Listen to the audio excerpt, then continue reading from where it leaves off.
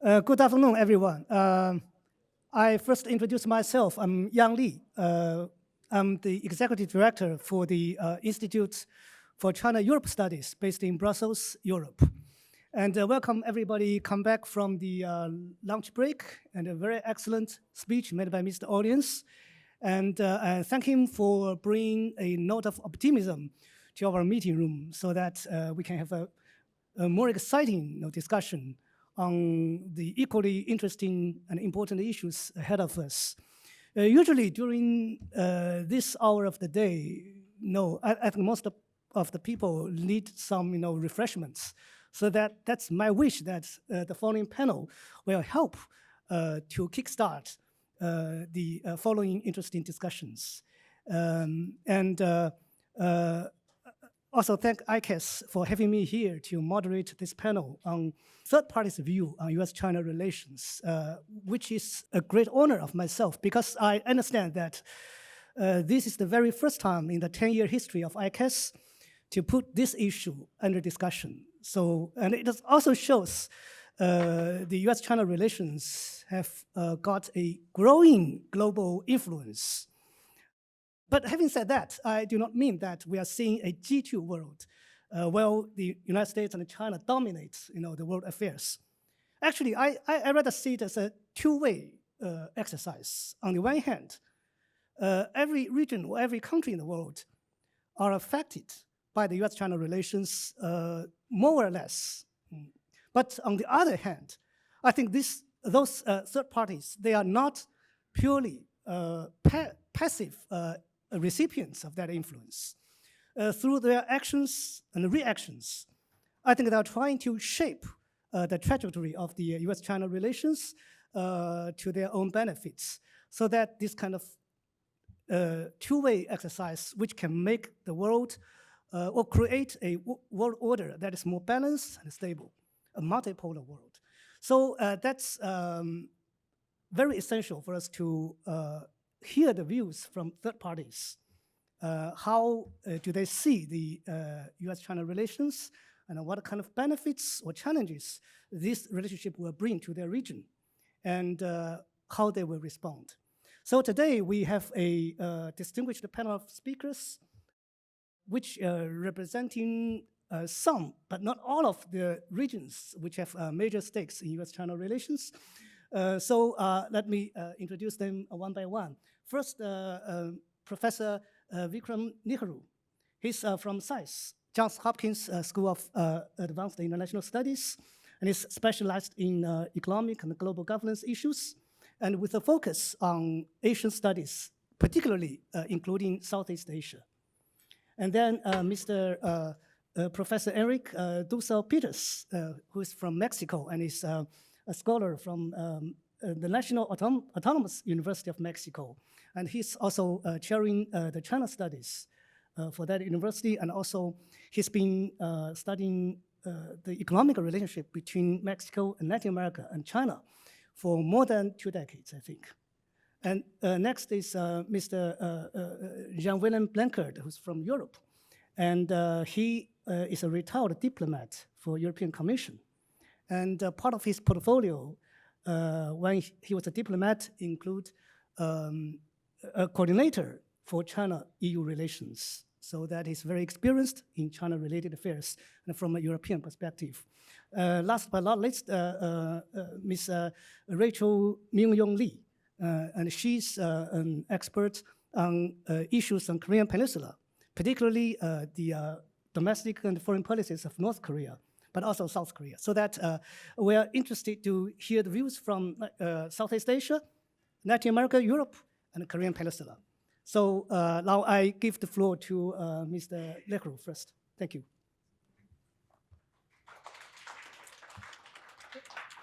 So, good afternoon, everyone. Yes, the post-lunch session at conferences tend to be the graveyard sessions. So let me start with asking all of you a question. How many countries are there in Southeast Asia? So I asked this question to my students, and if they say 10, they get an A.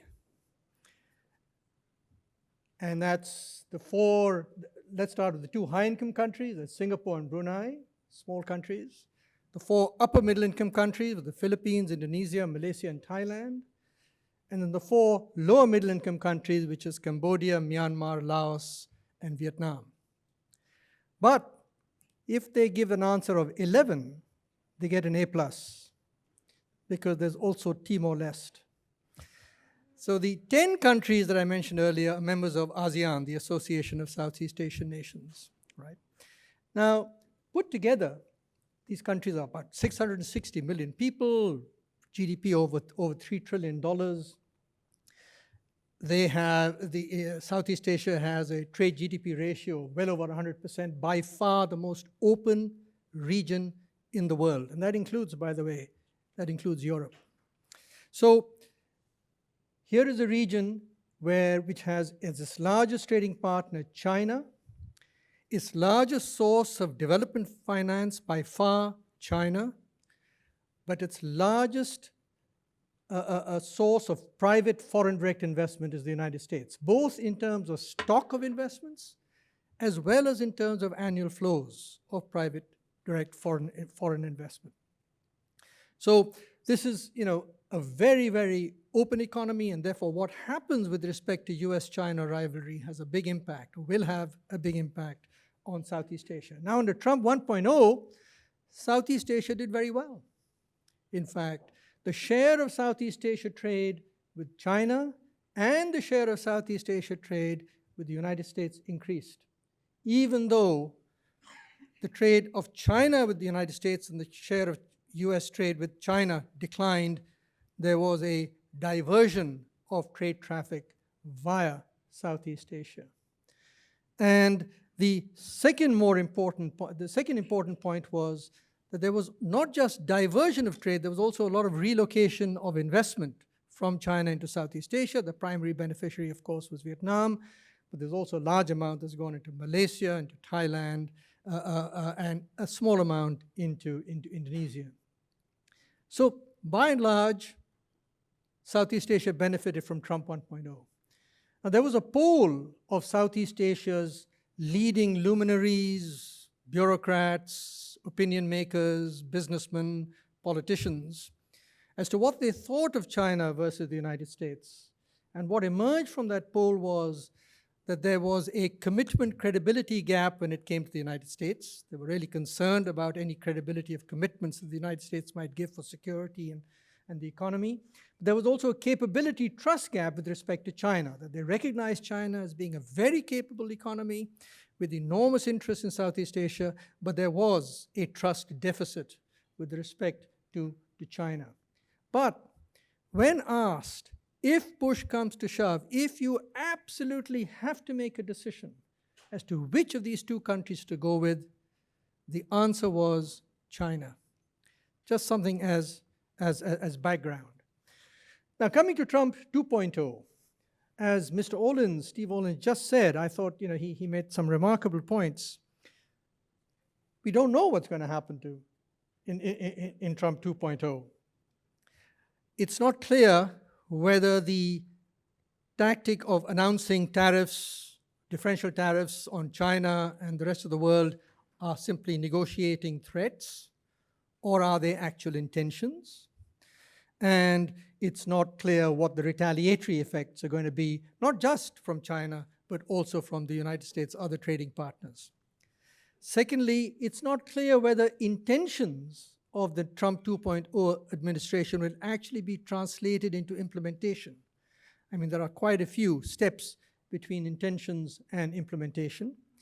And thirdly, we have to recognize that it's not just cross-border policies that are going to affect other countries, including Southeast Asia.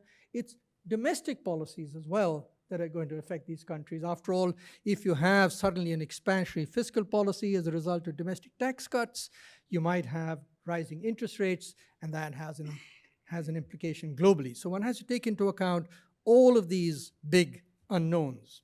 Let's start with the first particular policy issue, which is tariffs. Clearly, if there's differential tariffs, that is higher tariffs for Chinese imports versus other imports, then Southeast Asia will continue to benefit from trade diversion, will continue to benefit from investment relocation. I think that trend will continue, but there are limits.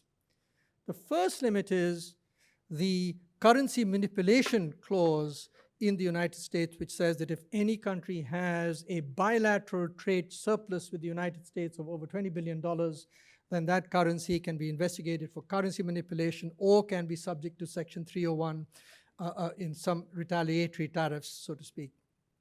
And the country which is most visible there would be Vietnam. It is already third largest in terms of its bilateral currency, bilateral trade deficit with the trade surplus with respect to the United States. But there's also Thailand, which I think is number 12 in the list, but is still over $20 billion. So there is the currency manipulation clause that might pose some kind of a restriction. The other point to make is that there is now a new policy intention that rather than imposing tariffs on the country of origin of products, there is now thinking in the United States of looking at component tariffs. That is, imposing a tariff on components within products rather than on the country of origin. I don't know how implementable this is going to be. I don't even think it's particularly feasible, but it's certainly thinking that could take place. And somebody told me yesterday that the onus is going to be placed on the importer, and if there is then an audit of the importer and they are found to be in contravention of the new laws, then they would be subject to some sort of penalty. So clearly there would be potentially a lot of effort now to make sure that components are properly identified within products, and that might have a sort of dampening effect on trade with Southeast Asia. The next big issue, which we've talked a lot about, is on technology controls, especially export technology controls. Now, again, Southeast Asia has benefited a huge amount from technology investments in Southeast Asia. You know, it's very interesting to see that 100% of the cluster clouds in Thailand and in the Philippines are Chinese. In fact, there is greater dependence on Chinese technology for ICT in Southeast Asia than there is in China itself. China has more American components in its ICT systems than, in fact, Southeast Asia does. At least 2 countries in Southeast Asia do. But broadly speaking, apart from Vietnam and Singapore, Southeast Asia is heavily dependent on Chinese ICT. And there's no real concern in Southeast Asia about security issues, about backdoor access to data issues.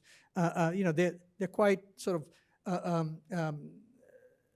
they're quite sanguine about potential risks, even though the United States has been warning them that there may be potential risks.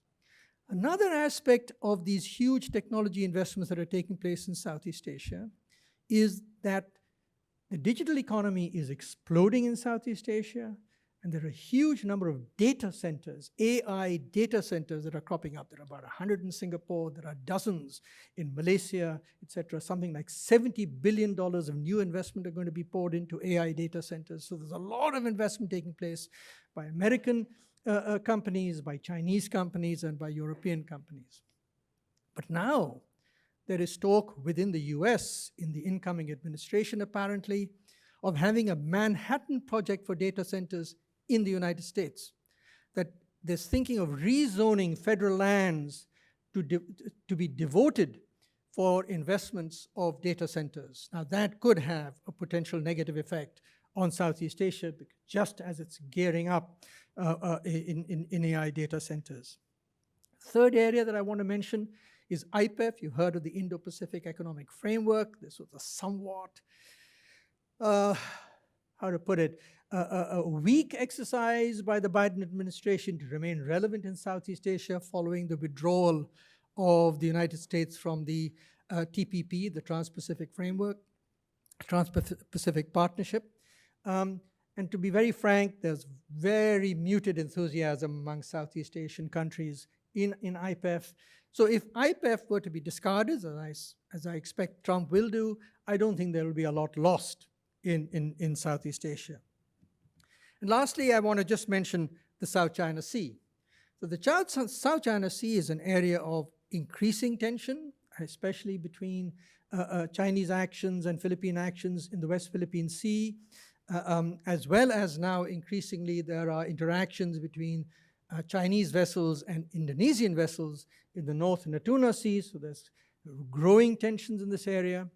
And I think what has kept a lid on it is the concern that if anything were to get too hot, so to speak, the United States could potentially intervene. But under a Trump 2.0, as somebody mentioned even in the previous session, it's not obvious as to whether and how the United States will intervene in the South China Sea, if it will at all.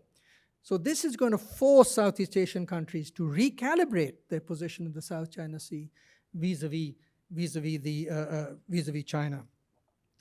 Now, I want to mention a few of the indirect effects, which not too many people have talked about. So clearly, one of the indirect effects is going to be the impact on growth, because with trade diversion, with a lot of the uncertainties of policy variability now in the United States, is going to have a dampening effect on global investment. It's going to have a dampening effect on investment in Southeast Asia. So there's going to be a growth impact.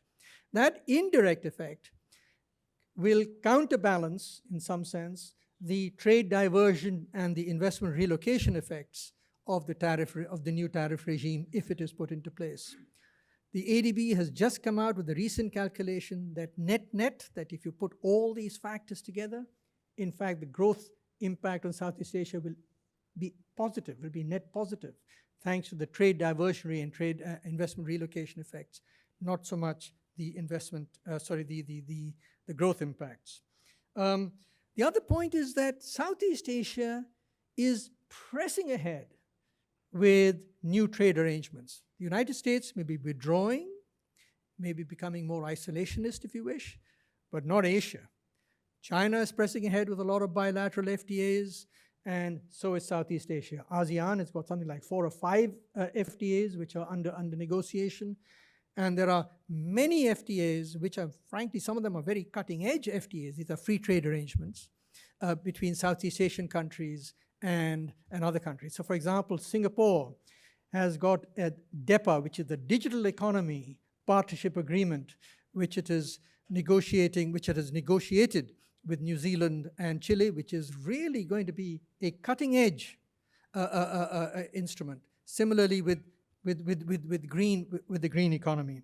And finally, the last thing that Southeast Asia is likely to be impacted by is that it recognizes that many of its constraints are frankly not external. It really doesn't matter how well Southeast Asia does with respect to what's happening with U.S. China rivalry. It is domestic policies that are the constraints. So hopefully, if there are headwinds that Southeast Asia faces as a result of this rivalry, that it will respond by introducing domestic reforms that will make it more competitive than it already is, and there are potentially a lot of low-hanging fruit that it can use or that it can pluck, so to speak, to improve its performance. Thank you very much.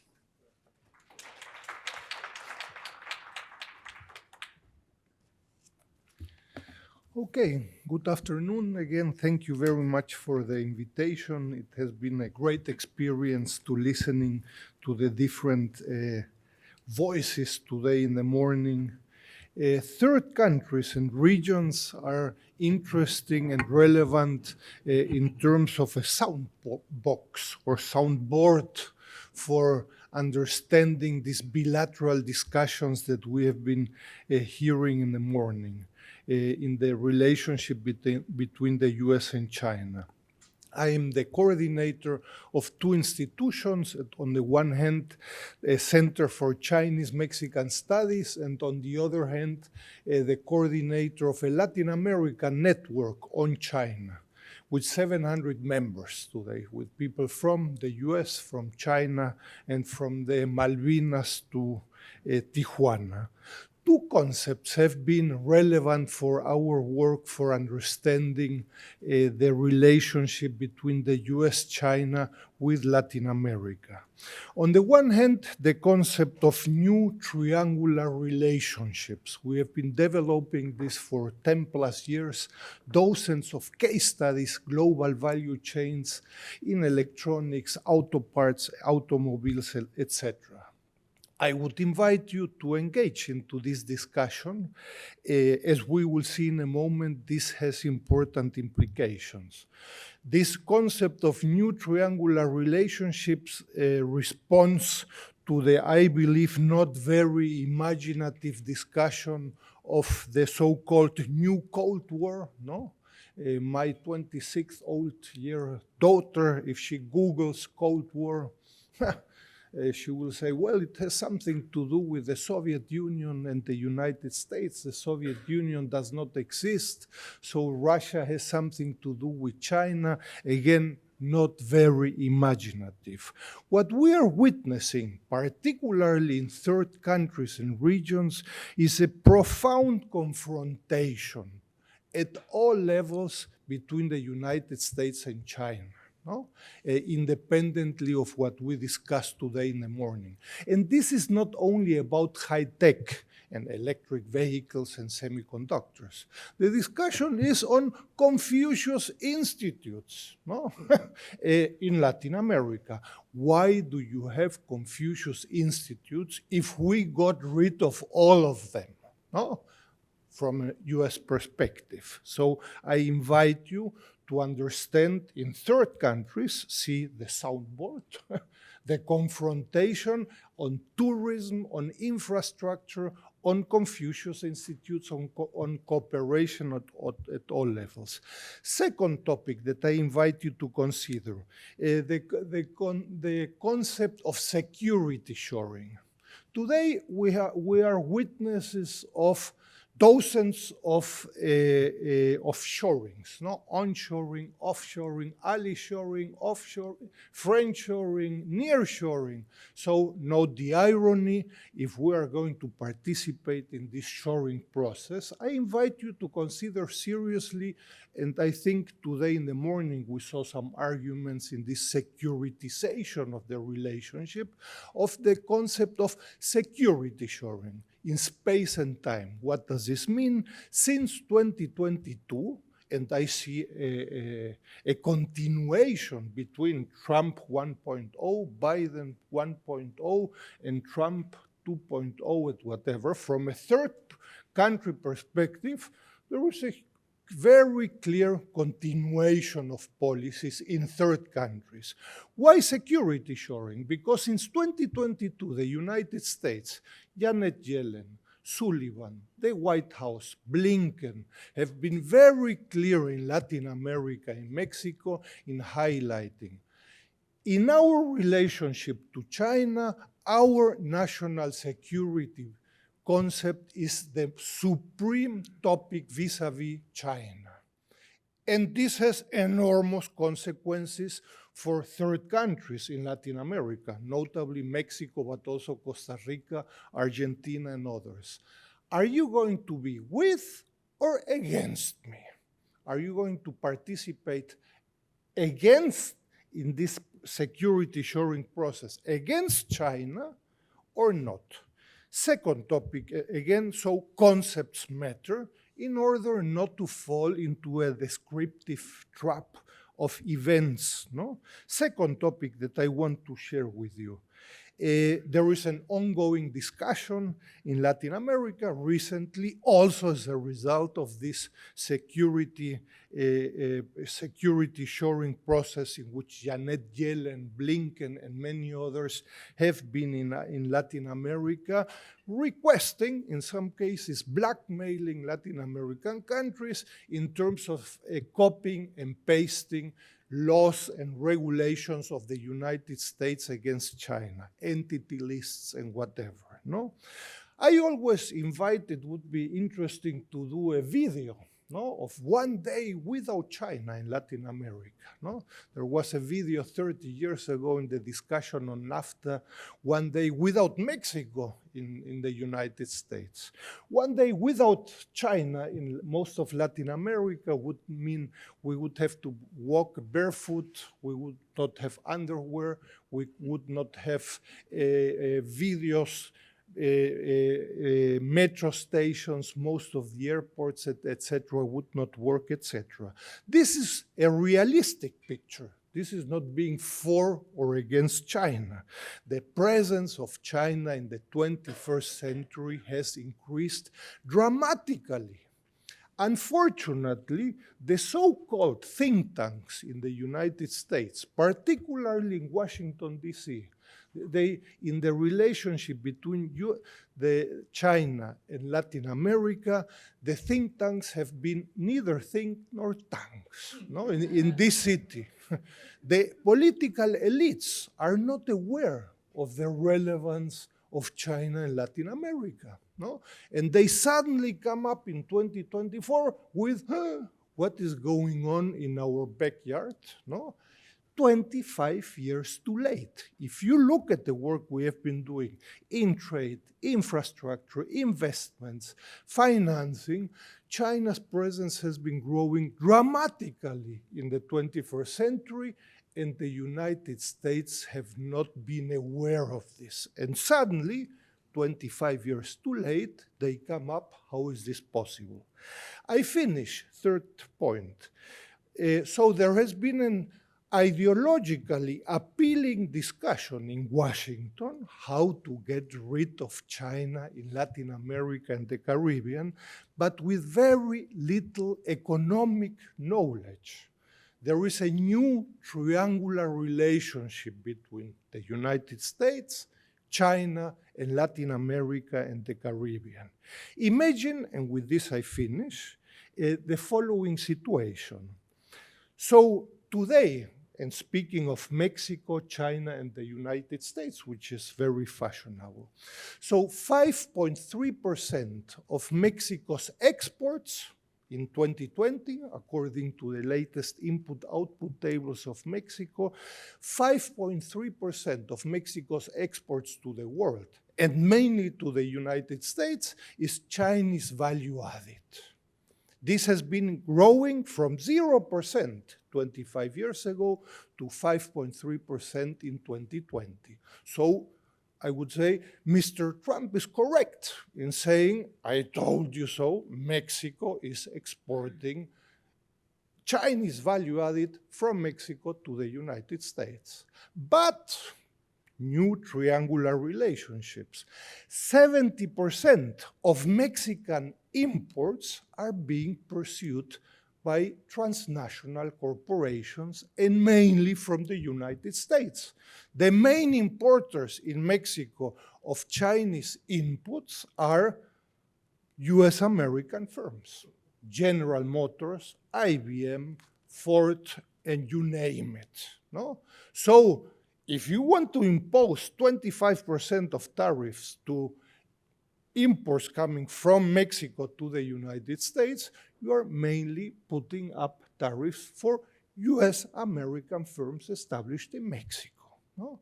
So again, it might be a very sexy discussion in Washington to say we're going against Mexico and tariffs against Mexico. In reality, you are going against U.S. American firms established in Mexico. 25 years of integration between the United States, China, Mexico, and by the way, other Latin American countries, that from Friday to Monday, you want to disintegrate. I'm not saying this will take 25 more years, a decoupling, a disintegration process, but it will not take a weekend. No? So again, welcome to this soundboard on the profound confrontation between China and the United States that we are witnessing in third countries. Thank you very much.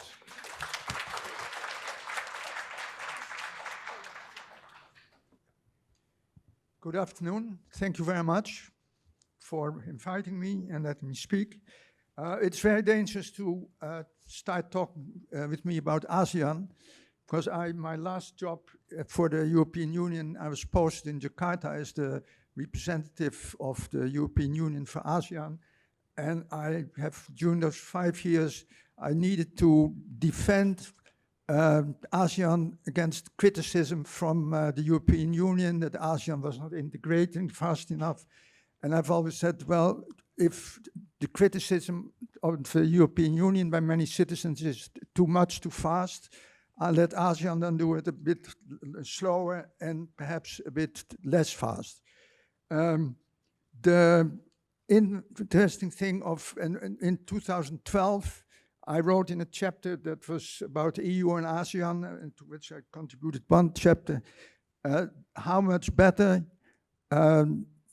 the ASEAN was able to deal peacefully and smartly with big neighbor China, how much better than the European Union was able to deal with Russia. And well, today we see that how to dramatic extent even. ASEAN, and you may even correct me, in my days, 2 member states of ASEAN were very explicitly saying we don't choose between China or the United States, Indonesia and Singapore, who said no, we don't choose, we sail between the 2.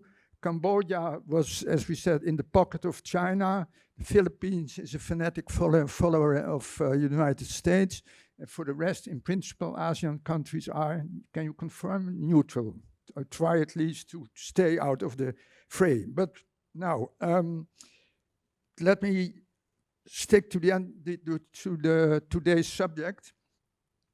So what is the title again? The suffer relationship will it under Trump, and then especially the U.S. China relationship, will it suffer? Will it muddle through, or will it prosper?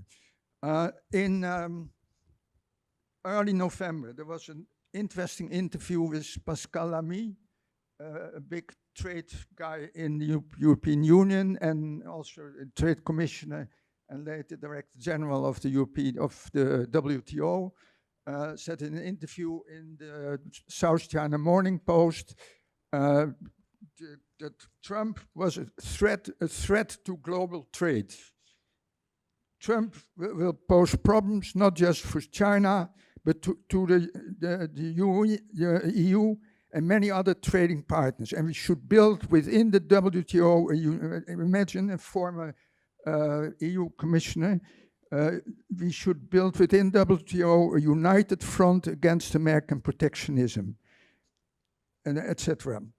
Very, very strong warning. But I have to say, with the present European Union leadership, or at least the institutions, of course the final decision is always with the member states, but with the very strong and firm, very pushy, let's put it, chair of the European Commission, I think that any common action, as Lamy suggests, between China and the European Union can be excluded for the time being. It's hardly thinkable. It would, of course, be a great opportunity to revive this famous comprehensive agreement on investment, which was put in the fridge under American, but honestly also the European Parliament pressure just after Trump's arrival in, Biden's arrival in Washington. So it would be a great opportunity, but I don't see it happening. That would be mean that at least EU-China relationship could prosper, and they could shield themselves from negative effects from trades, from Trump's tariffs. I believe rather that it will be muddled on. I see problems, discussions, troubles, etc. I don't see very much happening than debates, long debates, tariffs, as just the speaker said. True, tariffs very much bite the person who introduces the tariffs. The tariffs on Chinese products to America will simply mean that the American consumer is taxed. That's in fact what happens with the. If you, and I can keep it very short, I can answer questions later, but if you, to my surprise, I also found something from the China Center for China and Globalization, which is an incredibly optimistic piece and which de facto sees all of such possibilities for, and very unusual to read it these days, a very optimistic view of China and the US developing all sorts of, and it is a long list, all sorts of common initiatives. China could help being helpful with solving the Taiwan issue together with the US, but at least that the tension between the US and China about Taiwan could stop.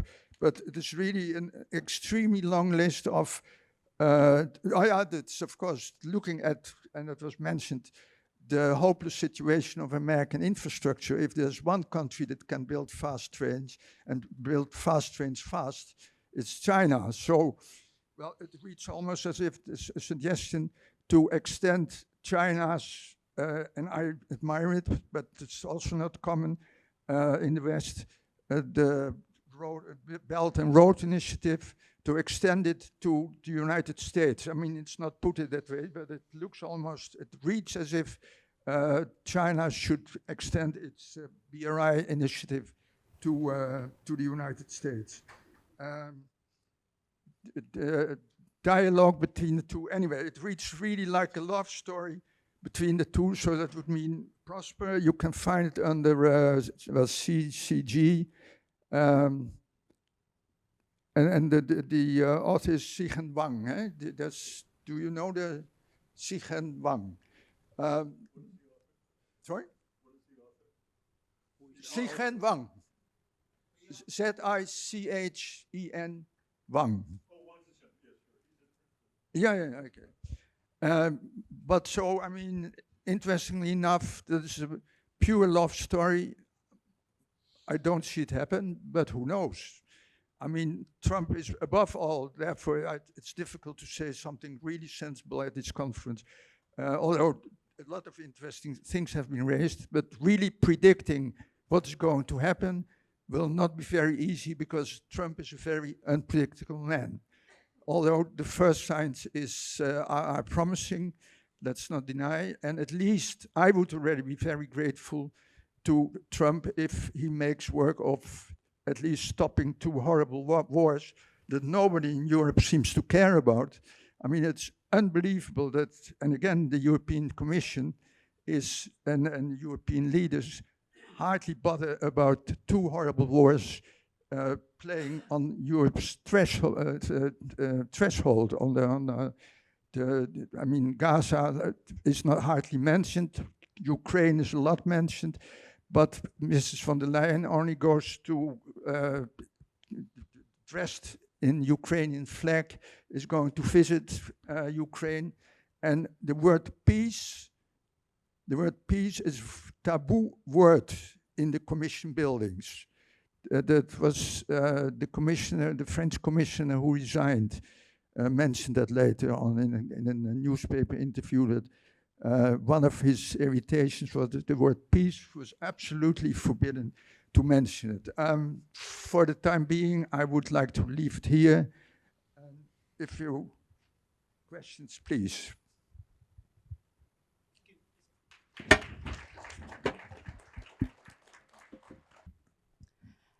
Good afternoon. I'd like to start by thanking ICAS for the invitation and giving me an opportunity to share my insights. So I'd like to speak a little bit about North Korea's view of U.S. China relations, and then move on to South Korea. So first of all, North Korea's view of U.S. China relations, the strategic competition between the two countries and deterioration of U.S. China relations have been a boon, to say the least, for North Korea. In short, less cooperation from the Chinese government on the North Korean nuclear issue. We have seen China giving political cover to North Korea at the UN Security Council. Since early 2022, North Korea resumed launches of intercontinental ballistic missiles. China and Russia have vetoed any additional sanctions. I think it's fair to say that since 2018, when North Korea had, well, Kim Jong-un had summits with the Chinese president, China, for the most part, became increasingly unwilling to enforce existing sanctions against North Korea. On a broader, more strategic level, great power competition, of which U.S.-China strategic competition is a main part, has played a key role in North Korea's foreign policy reorientation. North Korea's worldview has changed in recent years, particularly specifically going back to the collapse of the second North Korea-U.S. summit in Hanoi in early 2019. And so, along with the repercussions of that summit's collapse and North Korea's change in how it perceives U.S. global leadership, in short, North Korea's understanding of North Korea's declining leadership on the global stage, have contributed to a significant drop in the strategic value of the United States for the North Korean leadership. This, in turn, has contributed to North Korea making two big changes on the foreign policy front. A, renouncing its 3-decade policy of normalizing relations with the United States through denuclearization. And B, renouncing also its 3-decade policy of non-alignment with China and Russia. It's notable that despite North Korea realigning itself with China, both China and Russia, starting as early as August 2021, and note that this is before Russia's invasion of Ukraine in February 2022, North Korea's relations with China have been strained for over the past 1 year, so going back to the fall of 2023, which is a huge contrast to North Korea's burgeoning relationship with Moscow. North Korea's close alignment with Russia over the past year almost certainly has affected its relations with China. And China, for the foreseeable future, will likely have little leverage over North Korea. And what I mean by leverage here is the leverage that China is willing to exercise over North Korea. North Korea's foreign policy reorientation in this new strategic environment bodes badly for the resolution of the North Korean nuclear issue, which of course then has an impact on how the Trump administration might engage North Korea and any prospects for any meaningful progress in North Korea and U.S. Nuclear negotiations, should those negotiations resume. Going forward, the continuation of great power competition will give North Korea the perfect environment to keep bolstering its WMD programs, improving the economy, and increasing its diplomatic leverage among like-minded countries, so mostly global South countries.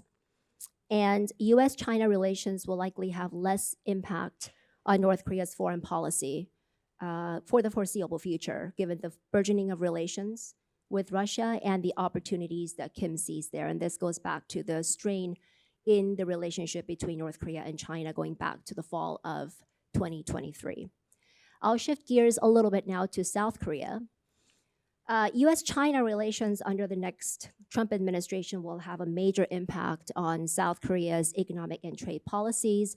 There is a lot of anxiety among South Korean conglomerates about the potential implications of Trump 2.0 for their business. And so in that light, the ongoing political turmoil that I'm sure you've all heard about in South Korea comes at a very bad time. On the foreign policy front, we like to talk about the uncertainties that come with Trump 2.0, but again, given the political turmoil in South Korea, we do have to think about one more variable, which is South Korea itself. It is almost certain, in my point of view, that next year there will be a presidential election, so 2 years before the scheduled presidential election in 2027, because the current South Korean president will probably be impeached this coming Saturday. And it is almost certain that South Korea's Progressive Party, which is a Democratic Party, will take power in the presidential election next year. So unlike the incumbent conservative Yoon administration in South Korea, the next president will likely have more conciliatory approach to China. And while the Yoon administration was clearly pro-US, more aligned with US regional and global foreign policy agendas, the next administration will implement an equidistance policy or maintain strategic ambiguity between the United States and China. And South Korea's position again on its role in a cross-strait conflict has become a bigger issue in recent years. And the next administration, which again is likely to be a progressive government, likely will be highly reluctant to become involved in such a conflict. And I'll leave it at that. Thank you. Okay, thank you. Thank you. Thank the speakers for sharing their very good insights. So now I think we have like 15 minutes left, so that I would like to open the floor to questions and comments from the audience. So we start from this. Thank you so much. Thanks to all the panelists.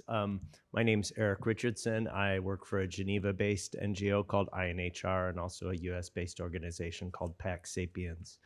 So one thing I think we know from Trump 1.0 is he asks other countries to pay more for their defense, particularly US allies, US friends, US partners around the world.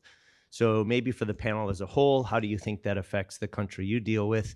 And maybe for Rachel in particular, since you finished on South Korea, I've heard many US analysts talk about how the idea that the nuclear umbrella, these demands for more payment by South Korea might actually encourage South Korea to develop its own independent nuclear weapons capability. So maybe we start with Rachel. Thanks.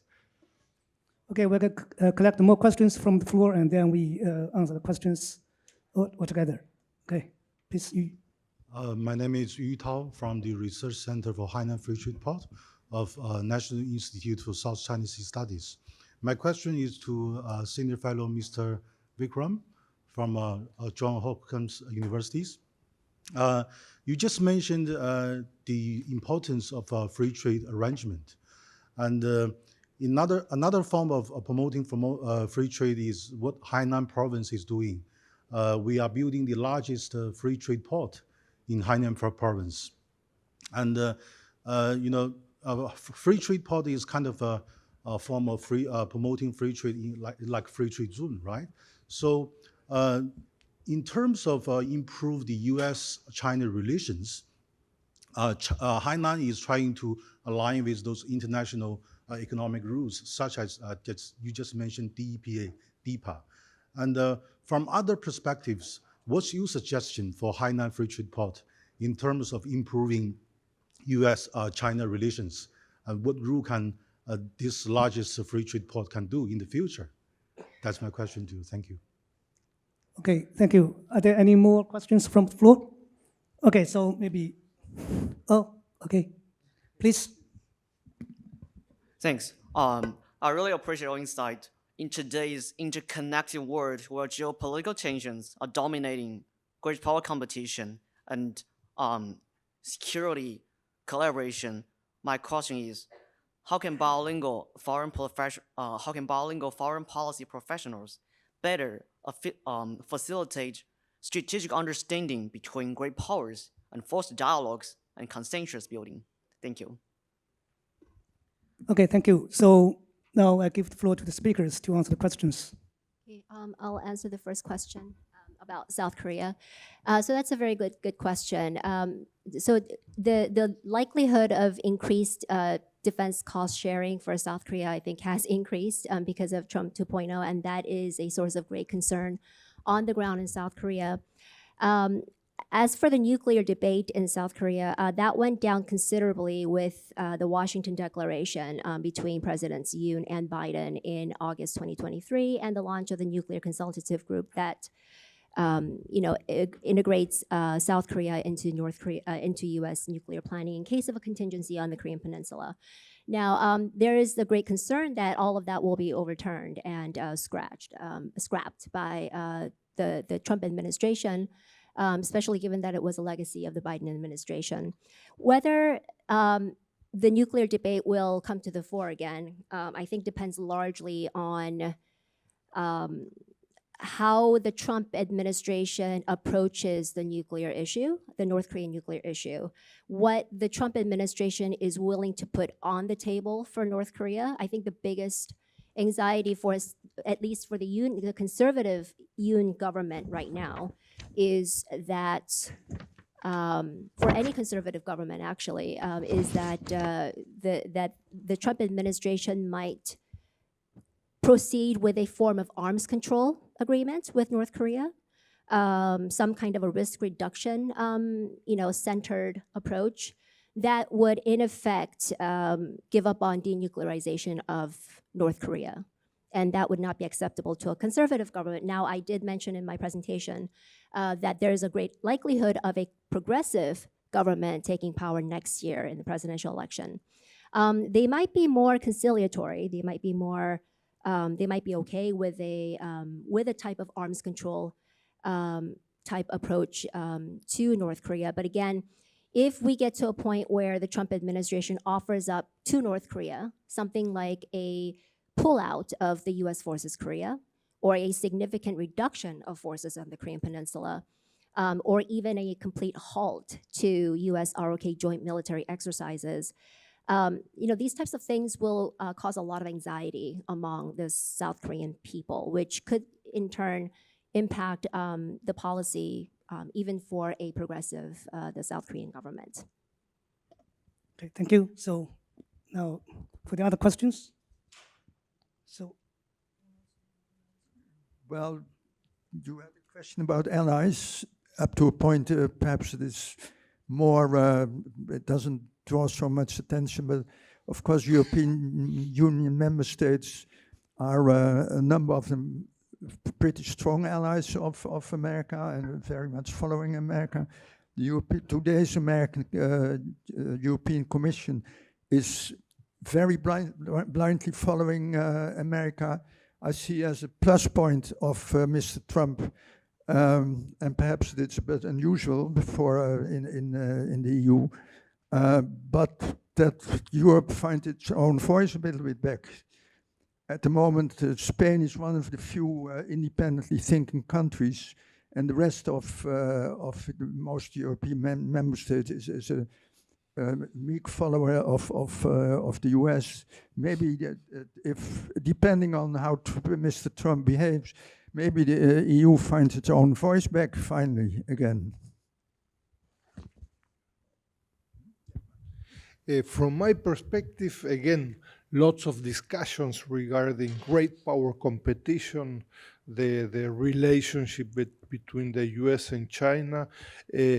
All these discussions are not sufficient. Third countries and regions from Africa to Latin America to Europe will have to deal, hopefully, somehow, pragmatically, vis-a-vis this competition and confrontation, from Confucius Institutes to 5G to ports to whatever. The confrontation is so ugly, you cannot imagine, no? Professor, President Xi Jinping inaugurated the Chancay Airport in Lima. 10 days ago. No? One of the advisors of President Trump suggested in public a few days ago any good that goes through Shanghai Airport should also pay 60% of tariffs. No? Imagine a high-ranking person who might get an official high-ranking job since January 20th. No? So again, we are witnessing today a little bit the issue and discussion of the socialization of losses and costs in the relationship with Latin America. There is a huge agenda, no, on organized crime, on migration, on trade, on drugs, on whatever, and welcome to a very difficult new negotiation where the coin is in the air and I don't know where it will fall. No, thank you. So there were two questions on military expenditures and the Trump administration. First of all, entirely on their own and quite independent of the Trump administration coming in, this has been going over the last 15 years, military expenditures in Southeast Asia have doubled.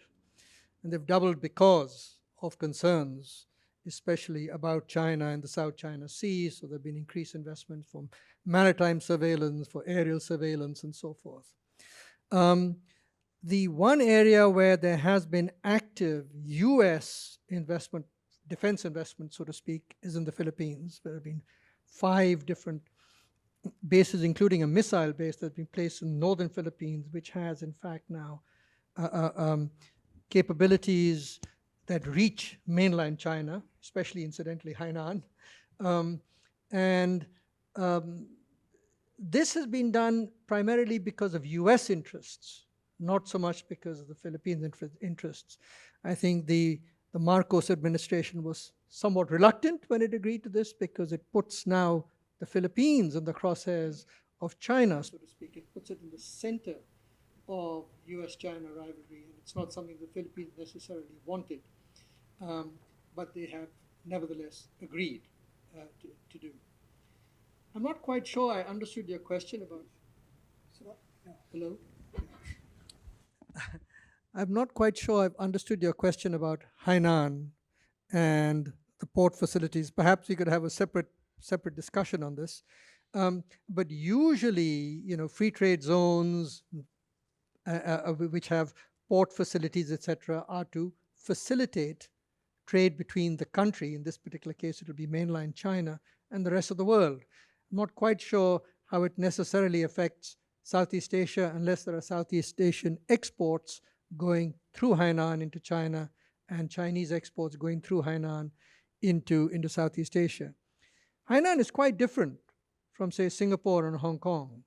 Now, Singapore is an extremely strategically well-located port, which forces shipping to go through the Malacca Straits and makes Singapore, therefore, a natural port for finance, for ship repairs, for shipbuilding, and so forth and so on, which I don't believe necessarily Hainan does. But Hong Kong used to provide that particular facility for mainland China, but now, of course, I think its importance has been diminishing. But on the specific issue of Hainan, perhaps you and I can have a separate discussion so I can understand your point better. Thank you. Thank you. Are there any more questions from the floor? Okay, in that case, still we have a sorry? One question. Oh, okay. Please, Mr. Gupta. Yep. This is a question to Mr. Blankert and to Vikram. The question is, what would your advice be to Chinese companies going abroad, investing abroad, say in Southeast Asia and in the EU? I'm asking this question in the context of China and Chinese companies are where Japan and Japanese companies were in the 1980s, where there was badgering to raise the value of the yen, were uncompetitive at home, and hence they needed to set up.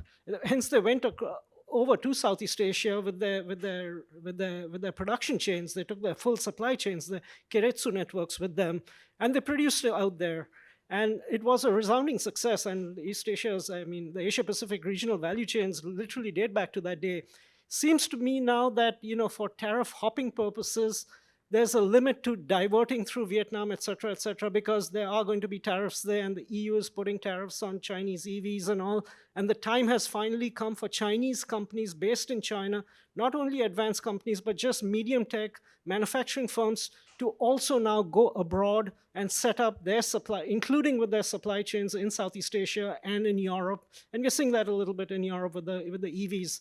So Vikram, you talked in terms of that trust deficit.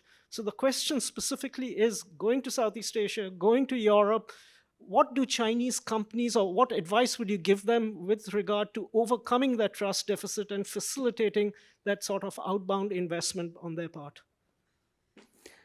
Okay, thank you. So Southeast Asia and Europe, you have the floor. First, maybe Europe.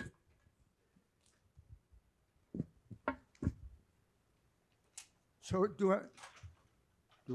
it? So do I get it? If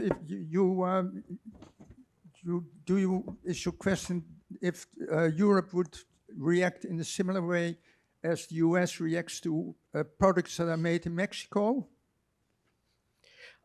My question is more in terms of how can the Chinese companies which are going out and now going to invest in Europe make themselves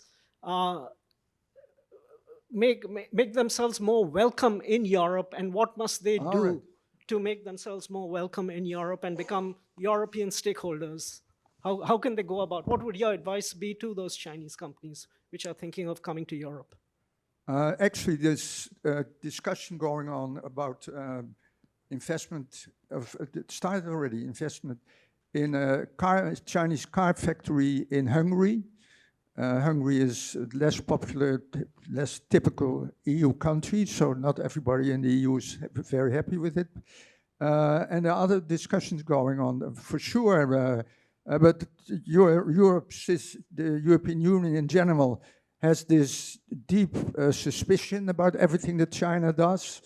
So it is to be seen how this will develop, but I don't exclude, and I see it happen, that Chinese investment will be more welcome in Europe than it is today.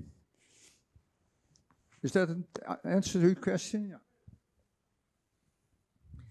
So I completely agree with you, Saurabh, that tariff hopping by Chinese companies locating in Southeast Asia, hoping to avoid US tariffs, I mean, it's going to get increasingly difficult for that to happen. It is going to be much more difficult in technically sensitive areas, obviously in high-tech, electronic type exports to the United States which uses Chinese technology, because that is simply not going to be allowed by the United States. But when it is for less technically sensitive products, things like footwear or clothing or whatever have you, other manufacturers, I think that it's certainly going to continue, and I don't see any problem in Chinese companies locating in Southeast Asia to take advantage of Southeast Asia's disciplined but cheap labor force. But I think it's also important for Chinese companies to recognize the United States is not the only market. In fact, the fastest growing market in the world is Asia itself. 2/3 of global growth over the last 10 years, 2/3 of global growth, 67%, has come from Asia alone.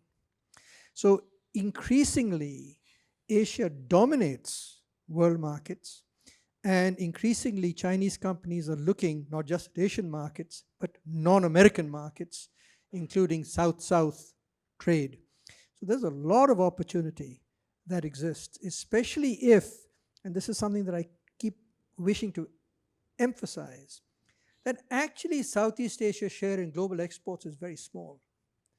It could easily double its share in global exports, in global trade, and the world would hardly notice. In other words, there's lots of opportunity for Southeast Asia to become increasingly competitive.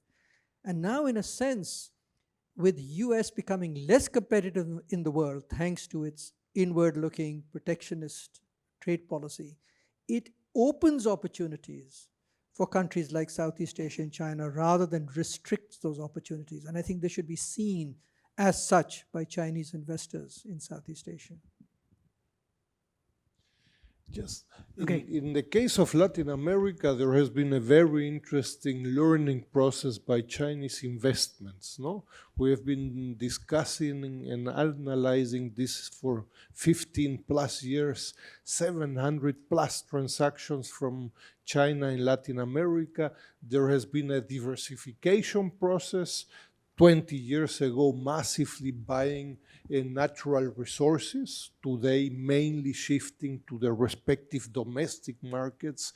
Mistakes that Chinese investment did 20 years ago in mining, in these natural resources, they do not happen anymore. We have new mistakes, if you want to know, but not the same than 20 years ago. And by the way, in the US and Washington, everybody's looking for the BYD that is exporting from Latin America and Mexico to the US. And BYD has said dozens of times, we will not produce in Latin America to export to the United States. But still, everybody, all the media, the newspapers, where is BYD, what are they doing, etc. But what is happening is that, for example, in the Mexican case, yes, Mexico is importing Chinese cars. That is correct. Who is exporting Chinese cars? The main producer that imports cars made in China is General Motors. No? Welcome to new global value chains. 51% of Chinese cars produced in China are imported by General Motors in Mexico. No? Welcome to a new triangular relationship, highly complicated. Okay, thank you. Yes. Yes, but produced and in China. No? So the imports are not necessarily imported by Chinese brands, but by General Motors. No? Okay. So I think there are a lot of stories untold, but the time is limited. So that, but at least today we have a very good start for this third party's view, and I think this is the first time, but will not be the last. So I think for continuing with this discussion, the ICAS will go on going global. So that, okay, let's join me to thank all the speakers. Thank you. Well, thank you, Mr. Yang. I hope that what you said, a good wish will become true. Hopefully we can bring you back next year. Thank you very much. So we are a little bit run off the schedule. So I would say let's grab a very quick coffee and then we proceed to our final panel on people-to-people exchange between US and China, which is going to be moderated by Mr. Enrique Richardson, who already introduced himself during his Q&A session. So we'll be back. Thank you.